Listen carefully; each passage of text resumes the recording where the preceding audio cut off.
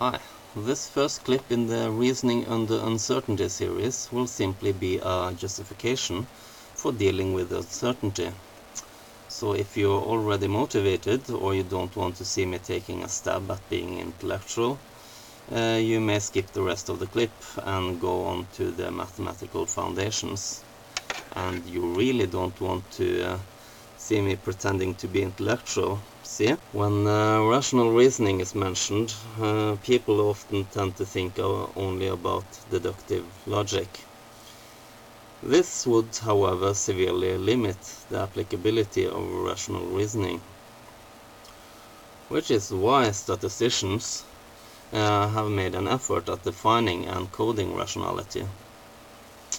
Logic is great for going from a set of premises to a conclusion, but only if there's enough premises. The conclusion is still no more certain than the premises, but how do you assess if a premise is plausible or not? Now, probability is used for getting results, where deductive reasoning does not lead anywhere, or where deductive reasoning needs an extra premise to get going.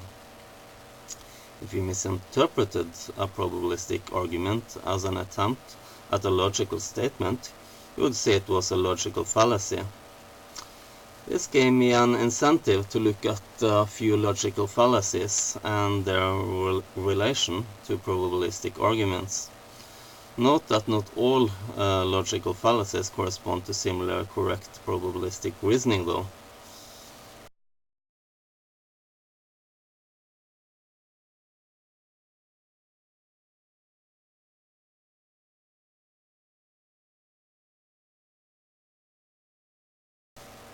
Reasoning under uncertainty can be fairly intuitive. People can be very good at finding patterns where you would need a lot of statistical experience to replicate the feat. I guess you can already see that this growing and shrinking blob represents a movie of me. Then again, any pixelated screen will have a similar property.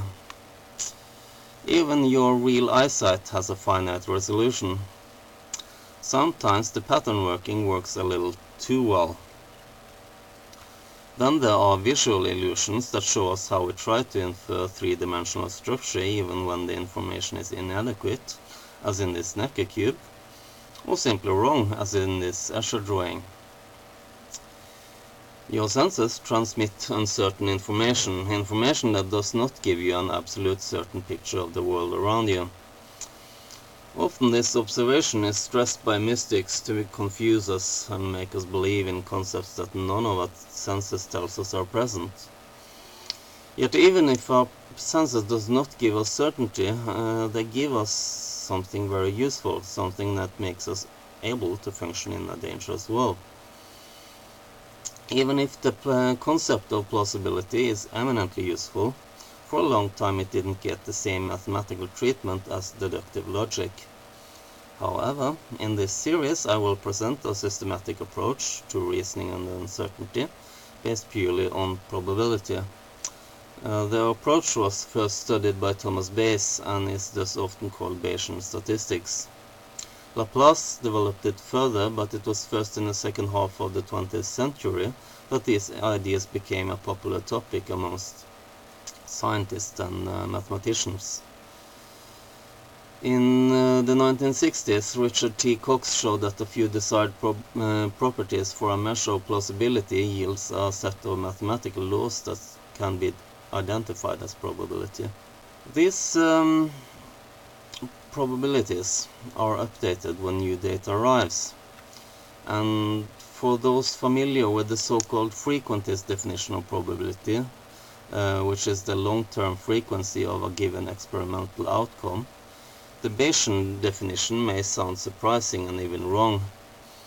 Note, however, that a lot of events that are described as chance events would have their probabilities altered or even replaced with certainty if extra information became available. If you really manage to repeat throwing a die, Newtonian physics tells you that you'd get the same result each time you throw it. In normal throws of dice, you instead repeat your lack of knowledge about how the throws are different.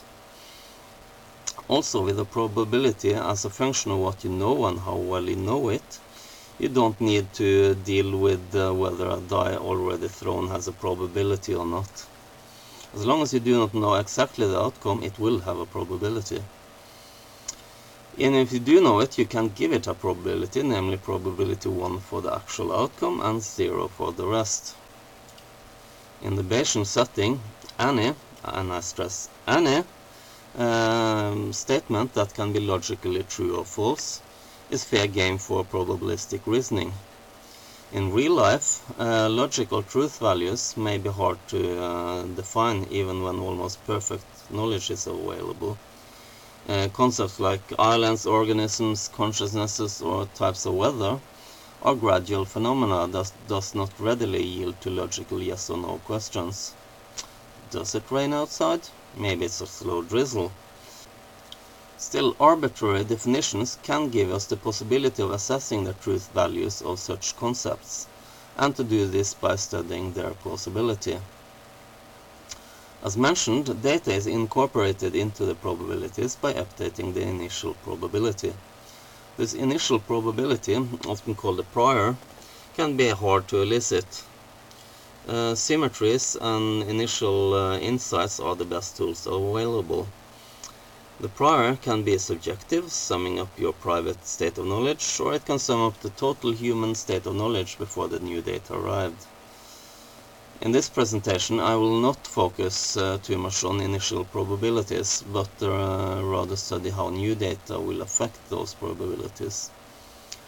Hopefully, even if two people start off with different prior knowledge, they will approach the same conclusion given enough data, and this is the clue behind repeated measurements. The probability of a model is changed upwards when receiving data that is more probable in that model than in other models. Such data is called evidence. Note that evidence that completely falsifies or affirms a model are just two very special cases of this wider definition of evidence.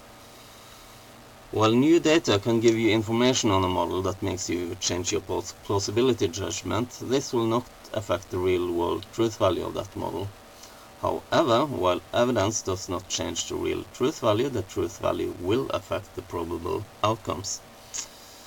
Reasoning under uncertainty makes you able to judge what is probable or not, and thus taking a stance on issues where deductive reasoning only yields unknown. Note that by using probability, for example for doing induction, you'll also know how probable it is that the stance reached is wrong. There ought to be a single simple word for doing your level best at rational reasoning under uncertainty, and for singling out the most probable model for the data you have available so far. Instead, there's a word for taking a stance under uncertainty, period.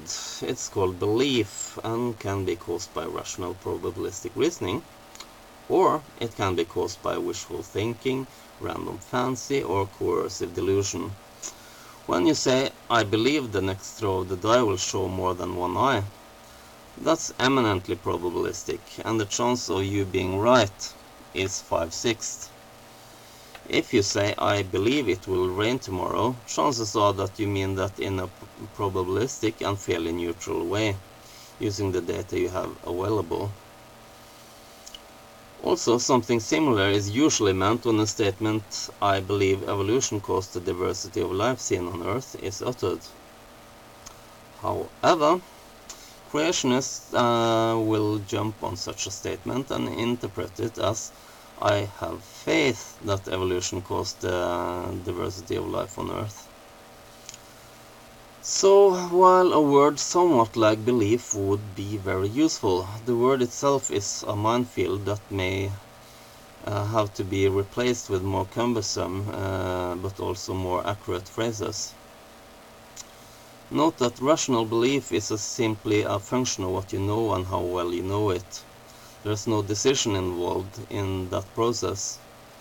Rather, decisions are a result of your, hopefully, rational beliefs, i.e. your probabilities. One decision could be to collect more data, of course. Okay, that's it for now. Next up are the mathematical definitions.